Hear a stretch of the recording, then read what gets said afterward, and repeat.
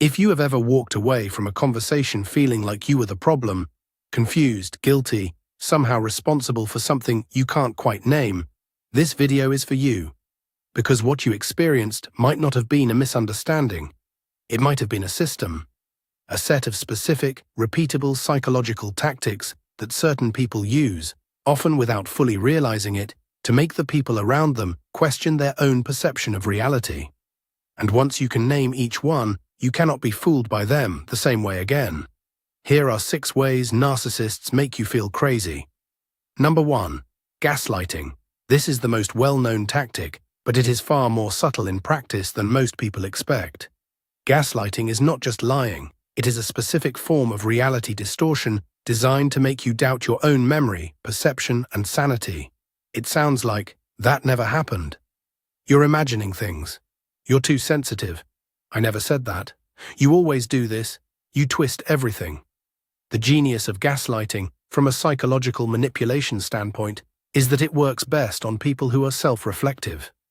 The more willing you are to consider that you might be wrong, the more effective it is. A narcissist doesn't need to convince you of a lie outright. They only need to introduce enough doubt that you stop trusting yourself. And once you stop trusting your own perception, you naturally start relying on theirs instead, which is exactly where they want you. Over time, this produces a very specific kind of confusion, one where you cannot tell the difference between what actually happened and what you've been told happened. This is not a memory problem, it is the result of sustained, deliberate reality distortion. Number 2. Moving the goalposts. You do everything they asked, you change the thing they complained about, you meet the standard they set, and then the standard changes. What was enough last week is not enough this week. The criticism shifts to something new, or the same behavior that was fine before is suddenly a problem now. This tactic keeps you in a permanent state of inadequacy. No matter how hard you try, you cannot win. Because winning is not the point. The point is to keep you trying. A person who is constantly working to earn approval is a person who is focused on the narcissist, orbiting them, measuring every action against their reaction. Moving the goalposts ensures you never feel settled, never feel secure, and never stop needing their validation to know if you're doing okay.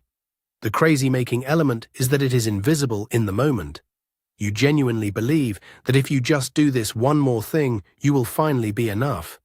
The realization that the bar was never meant to be reached is one of the most disorienting discoveries a person can make about a relationship.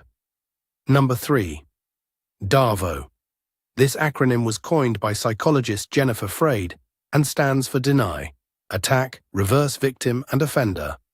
It describes what happens when you try to address a problem with a narcissist. You raise a legitimate concern.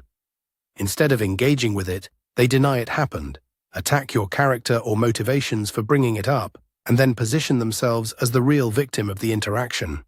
You came in with a complaint. You leave apologizing. You have no idea how it happened. DARVO works because it exploits social instincts around conflict resolution. When someone becomes visibly distressed or positions themselves as hurt, the natural human response is to back down and soothe them. The narcissist uses this instinct as a weapon. The moment you start consoling them for being upset about your complaint, the conversation has been completely redirected. Your original concern is gone. Their emotional state is now the subject. And you are now the one doing the comforting. This happens so smoothly and so consistently that many people spend years in relationships with narcissists, never once successfully resolving a grievance. Every attempt to address something gets redirected into a conversation about how they feel about being addressed. Number 4. Intermittent reinforcement. This is perhaps the most psychologically powerful tactic on this list, and the one that creates the deepest, most durable emotional hooks. Intermittent reinforcement is when reward and punishment are delivered unpredictably. Sometimes warmth, affection, approval. Sometimes coldness, criticism, withdrawal. No consistent pattern, no reliable way to predict which version of them you will encounter. This is the same mechanism that makes gambling addictive. The brain's dopamine system responds most powerfully not to consistent reward, but to unpredictable reward.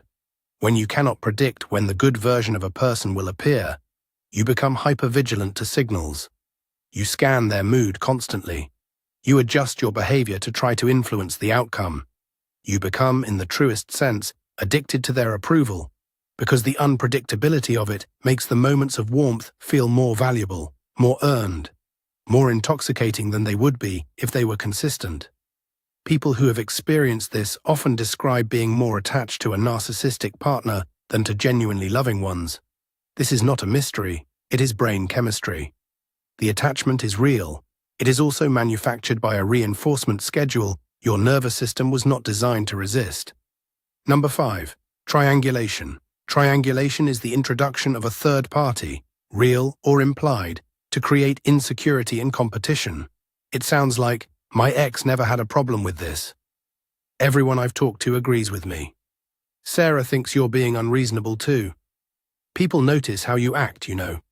The third party doesn't need to actually exist or actually hold the opinion attributed to them. Their function is to make you feel that you are being evaluated by a wider audience, that you are losing a competition you didn't know you were in, and that the narcissist has options, people who understand them better, treat them better, appreciate them more. Triangulation serves two functions simultaneously.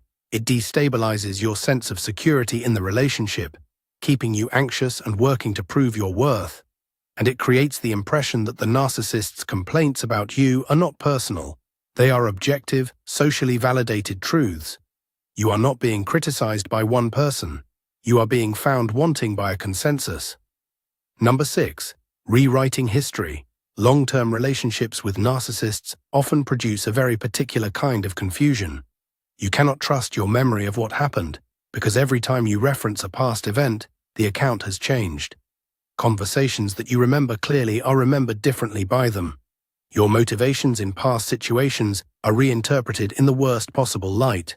Moments where they behaved badly are either erased entirely or reframed so that your response to their behavior becomes the actual problem.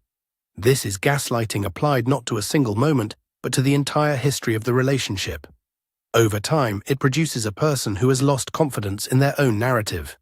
Someone who cannot point to specific events to understand what happened to them, because those events keep shifting. People who have left narcissistic relationships often describe this as one of the most disorienting parts of the recovery, not being able to fully trust their own account of their own experience. The way out of this is documentation, not for legal purposes, for personal sanity. Writing things down when they happen, in your own words, before they can be rewritten, gives you an anchor to your own reality that cannot be moved. Here is what all 6 of these tactics have in common.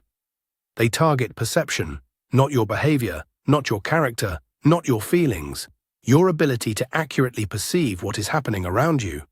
Because a person who trusts their own perception is a person who can recognize mistreatment, name it, and leave. A person who has been taught to doubt themselves cannot do any of those things reliably. The most important thing to understand about these patterns is not that they make you weak. The people most successfully targeted by narcissistic tactics tend to be empathetic, self-reflective, and conflict-averse, qualities that are genuinely good qualities in any healthy relationship. They become vulnerabilities only when the other person is willing to exploit them. Knowing the names of these tactics does not erase what happened, but it does something important. It moves the confusion from inside you to outside you. The problem was not that you were crazy. The problem was that someone worked very hard to make you feel that way. And now you can see it for what it is.